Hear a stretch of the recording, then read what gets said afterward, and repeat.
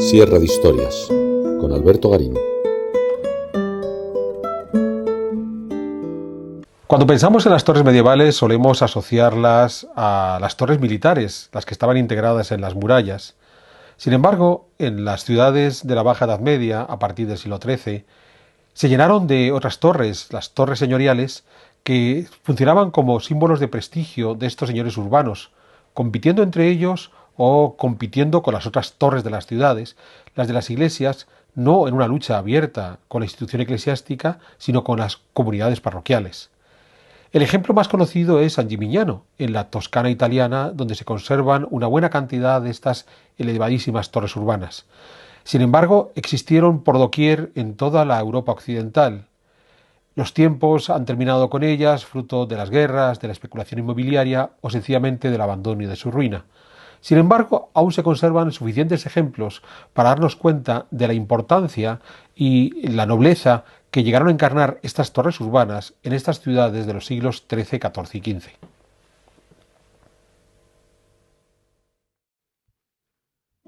San Gimignano es una ciudad de la Toscana italiana, a unos 60 kilómetros al sur de Florencia, que durante los siglos XIII, XIV e incluso el XV vivió un momento de relativo esplendor económico gracias a su ubicación sobre las rutas comerciales que unían el norte y el centro de Italia. Es durante estos siglos cuando en la ciudad se van a levantar las grandes torres que siguen presidiendo aún su conjunto histórico y que la han hecho mundialmente famosa. Al parecer, la ciudad llegó a contar con 72 de estas torres señoriales, si bien en la actualidad solo se conservan 14. Son torres señoriales porque las personas que encargaron la construcción de estos edificios eran los ricos hombres de San Gimignano, que habían logrado su bonanza económica gracias a estas rutas comerciales. El caso de San Gimignano no es exclusivo. En esta Baja Edad Media, la construcción de estas torres señoriales dentro de las ciudades medievales formaba parte de una política de prestigio en la que estas gentes adineradas trataban de mostrar su capacidad económica levantando el edificio más alto posible. Hemos de pensar que las torres no eran una rareza en estas ciudades medievales. Muchas de estas ciudades se habían visto obligadas a amurallarse y las torres, insertas dentro de la muralla, formaban parte del conjunto defensivo. Pero además, desde los siglos IX y X, las iglesias cristianas se habían dotado de campanarios para la llamada a la liturgia, de modo que si la iglesia estaba en el interior de la ciudad, los campanarios serían una de esas torres que se podían ver en el perfil urbano. Pero aún había otra posibilidad. Según los poderes municipales se van asentando y van generando espacios para sus reuniones y para la administración del lugar, en algunos casos llegan a construir elevadísimas torres como símbolo de ese poder municipal. Son dos buenos ejemplos, la Torre de la Señoría de Florencia o la de la Señoría de Siena. Junto a estas torres militares, eclesiásticas y municipales es donde aparecen esas otras torres señoriales como las de San Gimignano, que vienen a demostrar tanto el poder económico de sus propietarios como la capacidad técnica que se había alcanzado a partir del siglo XIII para la construcción de esta gran cantidad de edificios civiles. Hemos de pensar que para este siglo XIII ya nos encontramos en el llamado estilo gótico, donde junto a ciertas soluciones formales como el arco ojival o ciertos recursos técnicos como los arbotantes, contrafuertes, bóvedas de crucería y demás, hay otro elemento añadido en la propia organización del trabajo constructivo. Por una parte, la especialización de la mano de obra. Cada vez hay profesionales más dotados para resolver problemas muy concretos.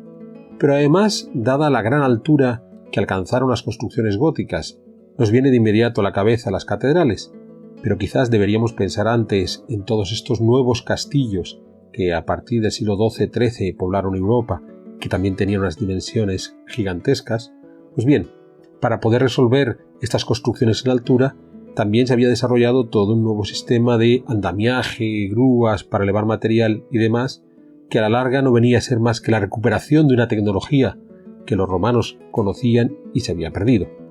Es en esa suma de desarrollo tecnológico y éxito económico donde hemos de entender la construcción sistemática de torres señoriales por todas las ciudades medievales, porque si bien las de San Gimignano son las más vistosas, por la gran cantidad conservada y la altura que llegaron a tener, rara es la ciudad medieval que no contó con al menos alguna de estas torres. Por supuesto, uno de los problemas que podemos encontrarnos hoy es que estas torres, que en su momento debieron resultar muy vistosas para sus contemporáneos, nos pueden parecer pequeñas y poco llamativas. Un ejemplo sería la Torre de los Lujanes en Madrid. En el momento de su construcción a comienzos del siglo XV, con sus 5 alturas en una ciudad donde era difícil pasar de 2 niveles, la torre debía ser un reclamo para sus dueños realmente notable. Pero hoy, cuando se encuentra rodeada de edificios del siglo XIX que tienen esas 5 o 6 alturas, la Torre de los Lujanes nos parece un edificio más en el perfil urbano. De partida, estas torres lo que vienen a demostrar es el prestigio alcanzado por sus propietarios.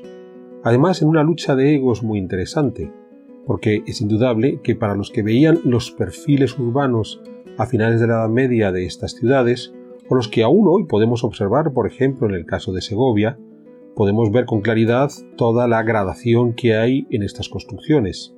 Tomando de nuevo el caso de Segovia, sin duda el volumen más destacado es el de la catedral. Pero tras la catedral compiten las torres campanarios de diferentes iglesias, el más hermoso es el de San Esteban, con estas torres señoriales, de las que al menos se conservan 2 que son muy visibles, el Torreón de Lozoya y la Torre de Hércules dentro del convento de las Dominicas. ¿Estamos en una pelea entre laicos y religiosos? Realmente no.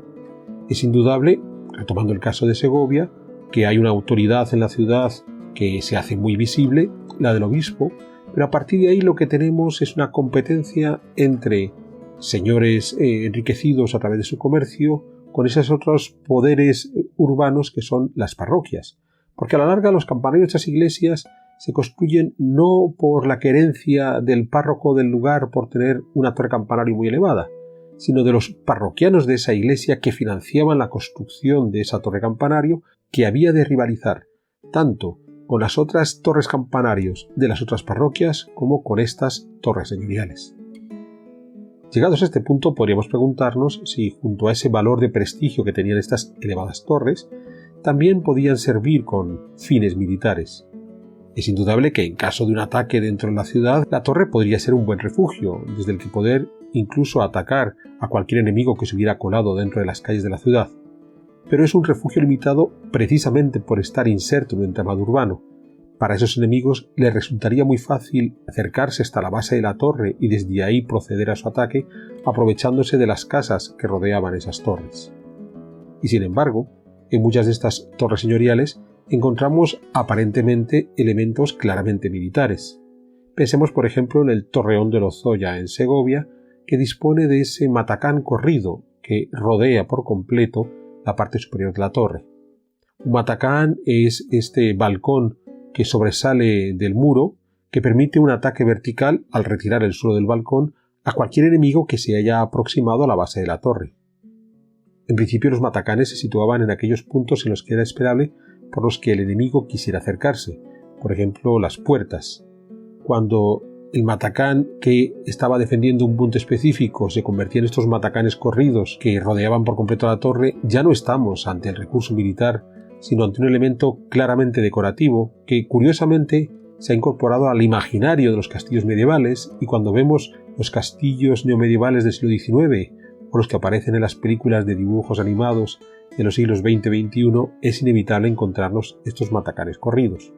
Pero insisto, no es una cuestión militar la que les mueve a crear estos matacanes corridos en estas torres urbanas, sino meramente una cuestión de ornato.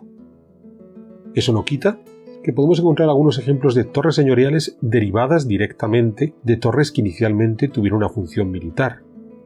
Tal es el caso de la Torre de Juan sin Miedo, Jean Saint-Père, en París. Una torre reacondicionada por el duque de Borgoña a comienzos del siglo XIV. Esta torre había formado parte de la muralla que Felipe Augusto hizo construir a comienzos del siglo XIII rodeando a París. Esta muralla había quedado completamente desbordada y a mediados del siglo XIV el rey Carlos V hizo construir un nuevo muro más al norte del previo. Las torres de esta muralla de Felipe Augusto quedaron en desuso y una de ellas fue recuperada a comienzos del siglo XV por el duque de Borgoña, Juan Sin Miedo. Es entonces cuando Juan Sin Miedo decidió acondicionar la torre como un espacio de prestigio.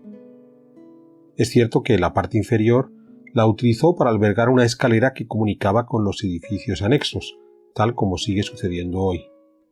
Esta escalera se termina en una singular bóveda de crucería donde los nervios se han convertido en ramas de roble petrificadas envueltas en otras ramas de lúpulo y majuelos.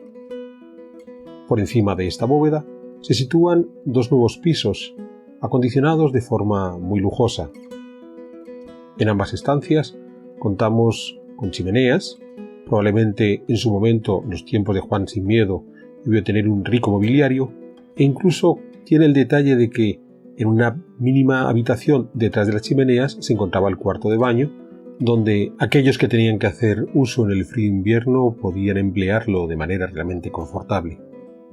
La ubicación de estos dos pisos, por encima de la que fuera muralla de Felipe Augusto, debía convertir a la Torre de Juan Sin Miedo en uno de los edificios más elevados de París, y los visitantes que eran recibidos por el duque de Borgoña en estas estancias indudablemente entendían el poder que emanaba de un caballero que dominaba la ciudad de los reyes. Recordemos que estamos en los tiempos de Carlos VI, el primo hermano de Juan Sin Miedo, sobre el que ejercía una notable influencia, lo que no habría de impedirle a Juan Sin Miedo terminar por enfrentarse con su primo el rey y derrotarle gracias al apoyo de los ingleses. La Torre de Juan Sin Miedo, sin duda, es el mejor exponente de estas torres señoriales. El objetivo, una vez más, no era tener un establecimiento militar al interior de la ciudad, sino tener un símbolo de prestigio que mostrara el poder económico, o en el caso del duque de Borgoña, el poder político que estos señores urbanos habían logrado alcanzar. Pero la moda de estas torres señoriales declinó ya a partir del siglo XV. Es posible que el uso masivo de la artillería haya sido una de las razones. En el caso de que el enemigo sitiara la ciudad, las torres señoriales eran un objetivo fácil al que bombardear y que se convertía en un arma contra los propios ciudadanos sitiados, al venírseles la torre encima. También es cierto que según se van reforzando la autoridad de los monarcas de los siglos XV y XVI, los Trastámara Habsburgo en Castilla y Aragón, los Valois en Francia, los diferentes nuevos señores en Italia, comenzando por los Medici convertidos en duque de Toscana, estos monarcas autoritarios, una de las formas que tienen de demostrar su autoridad es obligando a estos señores a demoler sus torres. De ahí que las ciudades en las que conservamos la mayor cantidad de estas torres señoriales bajomedievales son aquellas ciudades que de alguna manera quedaron lejos de las luchas de poder, tal es el caso de San Gimignano. Pero es que además los nuevos señores enriquecidos durante los siglos XVI, XVII y XVIII encontraron otras formas de manifestar ese prestigio vinculado a su poder a través de otro tipo de construcciones, en especial grandes palacios urbanos o grandes villas extraurbanas. En definitiva, las torres bajomedievales dejaron de tener ese plus de prestigio que habían logrado desarrollar durante los siglos XIII, XIV y XV para convertirse en un singular residuo de tiempos pasados que solo hoy, en nuestro mundo contemporáneo, hemos aprendido a valorar de nuevo. Si bien es cierto que sin llegar a ser plenamente conscientes no sólo del reflejo de poder económico que nos muestran las torres, sino muy especialmente del grado del desarrollo tecnológico y de organización de la construcción que se había alcanzado en estos siglos XIII, XIV y XV.